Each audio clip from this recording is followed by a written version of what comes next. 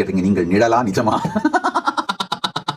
ஐயா, நான் பொய்ன்னு சொல்ற வீடியோவை, டீப் ஃபேக் வீடியோவை நீங்க நிஜம்னு சொல்றீங்க. நான் நிஜம்னு சொல்ற கைலாசா தேசத்தை நீங்க கற்பனைன்னு சொல்றீங்க.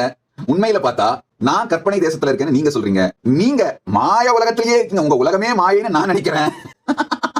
நிழலா நிஜமா, எது கற்பனை, எது மாயை, எது நிஜம் அப்படிங்கறதெல்லாம் காலம் தான் முடிவு பண்ண முடியும். அதாவது நாம உலகத்து மேல ஏற்படுத்துற இம்பாக்டும், நாம உலகத்துக்கு அளிக்கிற பங்களிப்பும், அதாவது நாம வந்தப்ப பூமி எப்படி இருந்ததோ, நாம போறப்போ அந்த பூமிக்கு, அந்த பூமியை பெட்டரான இடமா, அதுக்கு ஒரு பெட்டரான பிளானட்டா பூமியை மாத்திருந்தோம்னா, நாம பூமி மேல ஏற்படுத்துற இம்பாக்டும், நாம இந்த பூமிக்கு செய்யற பங்களிப்பும், இந்த மனித குலத்துக்கு செய்யற பங்களிப்பும், இதுதான் நம்ம உலகம் நிஜ உலகமா, கற்பனை உலகமா, நாம் தான் சத்தியத்தில் இருக்கின்றோமா அப்படிங்கிறது எல்லாத்துக்கும் முடிவு அதுதாங்க.